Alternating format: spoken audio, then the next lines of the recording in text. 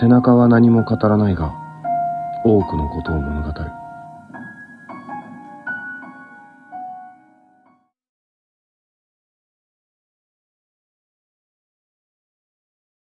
実際作品に入ってた時よりは少しこの頻度は少なくなったんですけど、でも韓国に何度か来る機会がたくさんあるので、来るたび何か一つ覚えて帰ろうかなみたいな気持ちにはなってます。지금부터? 아니에요. 죄송합니다. 안 돼요.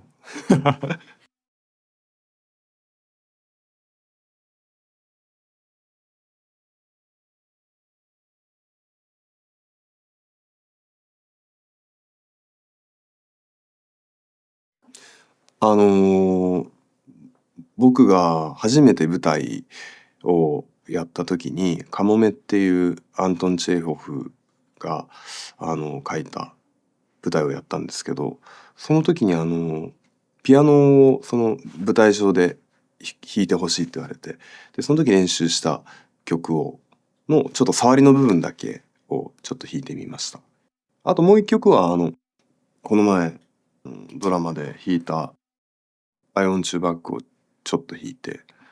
でも結構久しぶりに弾くとやっぱりいろいろ間違えてました。カモメはすごく自分の中でお芝居をする上での感覚がガラッと変わった作品でもあったんで、なんかすごく思い出深い曲だなって思うのと、「I Want You Back」は、あの作品であの曲を弾くためにやっぱりすごく長期間みっちり練習した曲だったから、なんかあの2曲かな、自分の中では思い入れがあるってなると。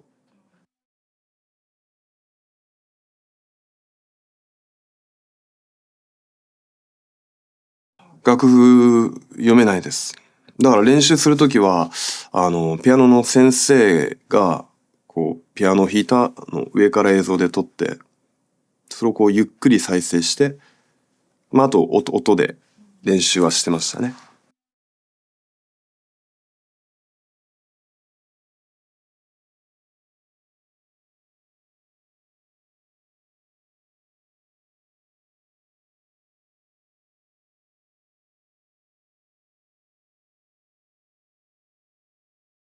そうですね。その方の背を見てるだけで、なんかそのご自身の歴史みたいなものを感じる時もあるし、すごく僕の中で身近なのはやっぱり作品に出た時に、例えば主演の人がいて、その人が背中で引っ張ってくみたいな言い方をする時があるんですけど、なんかその彼女が、作品に取り組んでるその後ろ姿っていうのは、なんかすごくいろんなことを語るなっていうのは、思いますね。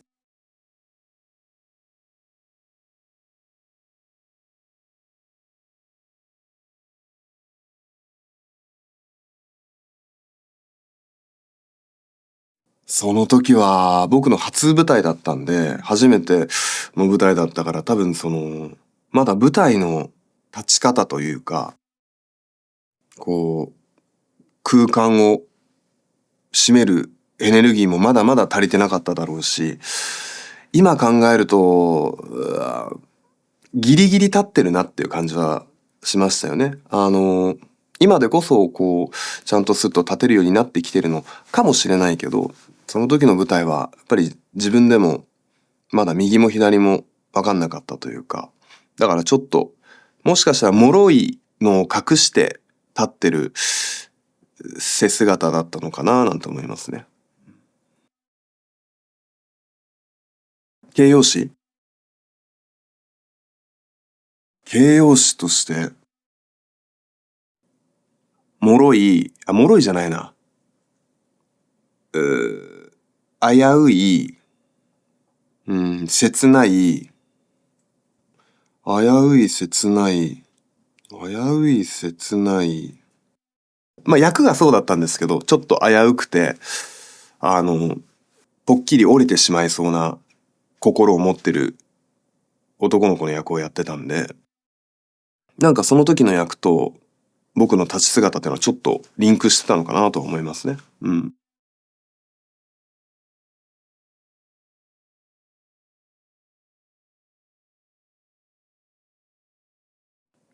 昔は、本当全然自分にとって必要じゃないものを背負ってたと思う。背負わなくていいのに、自分でこう背負って逆に自分を動きづらくしてたなっていうのは思いますね。それこそそのぐらいの年齢の時って、今はもうその荷物を、無駄な荷物を捨てる力が身についたというか、今の方がすごく軽やかだなぁと思いますね。例えば見栄だったりとか、おごりだったりとか、自分のことをちょっと過信してたりとか、なんかそういう、もちろん大事な瞬間もあるとは思うんですけど、なんかそれがどんどん凝り固まって、自分の中でこう勝手なエゴイズムみたいなのが生まれて、動きづらくしてたなっていうのは今は思いますよね。うん、今の方が考え方も、なんか自分の環境の変化とかを、昔だったらこう受け入れるのにすごく時間がかかってたけど、今の方が、あの、変化することも楽しめるようにもなったし、なんか新しいいろんな人とこう出会う中で、その、初めましてのその人が持ってる感覚みたいなものを自分の中に取り入れやすくなったのかなと思いますね。夢全然ないんですよね。こう、なんかいろんなとこで僕はよく言っちゃってるんですけど、こう夢だったり目標みたいなものを、あの、固めすぎちゃうと、もちろんとっても大事なことだとは思うんだけど、なんかその一本道しか自分の中になくなっちゃう気がして、なんか、その、目的はもう分かんなくていいじゃんって思っちゃう性格だから、なんかこう分かんないでこう寄り道をたくさんした方が、こう、いろんな場所を歩いて、その方が多分自分のその歩いてきた道がちょっとずつこう広がってる感じがするから、あんまりこう、絶対これをしなきゃいけないみたいなことは正直普段考えてないかもしれないですね。ただ元気でいることだけかな、大事なのは。健やかに。それがあれば他は割と何でも受け入れてしまう性格かもしれないですね。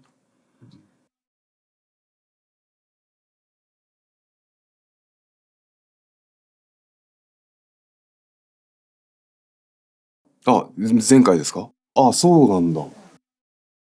変わってないんだ、じゃあ。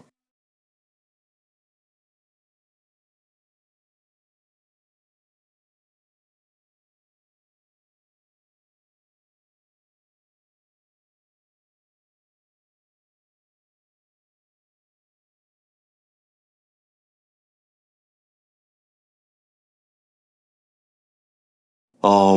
あ、全く同じこと言ってるやん。まあ、そうか。でもそれで前回の撮影から今日でめちゃくちゃ変わってたらなんかそれはそれであれですけどね。でも変わってなくてよかったなと思いますね。うん。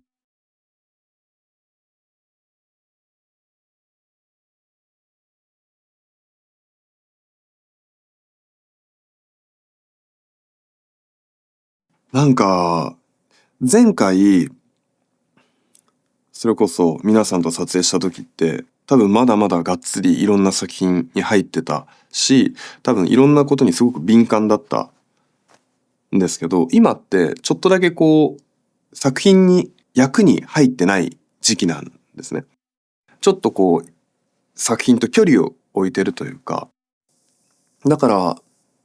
なんだろうな、お芝居はよくアウトプットをするし、どんどんこの心が空っぽになるっていう人もいるんです。でも僕はあんまりその感覚はなくて、意外といつもこう満たされてはいるんですけど、その満たされてる水の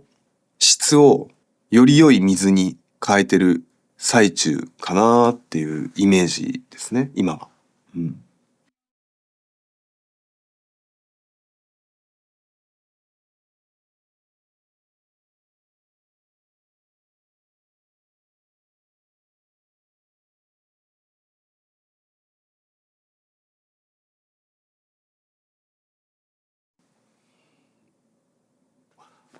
何で怒りますかって聞く。なんか、その人が何で怒るかを知ることによって、もうその人のことがすごくわかる気がするんですよね。うん、なんか何でその人のこの感情が高ぶるのかを知った瞬間に、ある程度その人がどういう人なのかわかる気がしてて、例えば夢は何ですか、目標は何ですか、多分その人が何を今目指してるか、どんなことをしたいかがわかるじゃないですか。何であなたは怒るんですかって聞くと、その人がの本質がすごく理解しやすい気がして、あ、こういうことできっと怒るんだ。なんかそれがね、その人自身を紐解くのにはすごく近道な気がしますね。うん。何ですか？あ、僕あなんだろうな、自分か。何で怒るかな。お腹が空きすぎてる時間が長いと怒るっていうよりはイライラしてくることが結構あるかも。今はね、まだ大丈夫です。でもこう、長いと、あと3時間、4時間食べれないと、ちょっとずつ、あー、お腹空いたっていうのから、いつご飯食べれんだろうな、みたいな、ちょっとそういうモードに、まあ、怒りはしないけど、ピリッとする時はあるかもしれないですね。うん。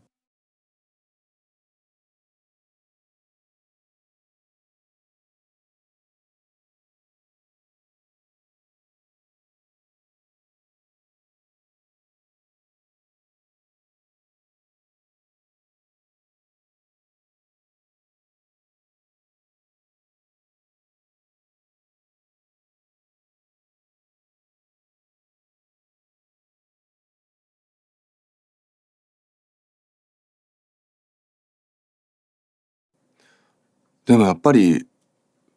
好き、ライクの逆って、嫌いではないと思うんです。好きと嫌いは割と同じ。で、好きと嫌いの逆が僕は無関心だと思ってて、好きも嫌いも多分一つなんですよね。興味があるから好きだし、興味があるから嫌いだし、一番その逆で悲しいのって、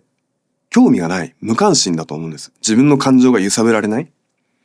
憎しみは自分の感情が揺さぶられてるから憎しめるというか、好きも愛してるも自分の感情が揺さぶられるから感情が動くじゃないですか。だからその逆はもう揺さぶられないんですよね。無関心っていうのが一番こう割と、まあ悲しいことではないとは思うけど、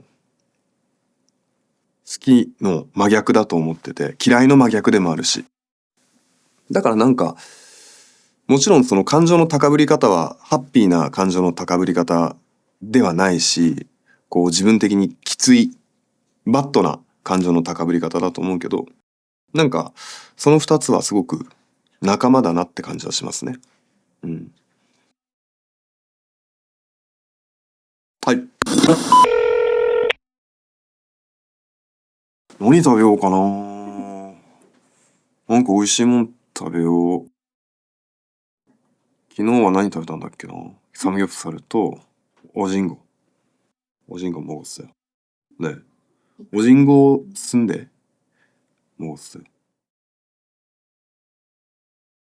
いやー、皆さんもお疲れ様でした。お疲れ様でした。お疲れ様でした。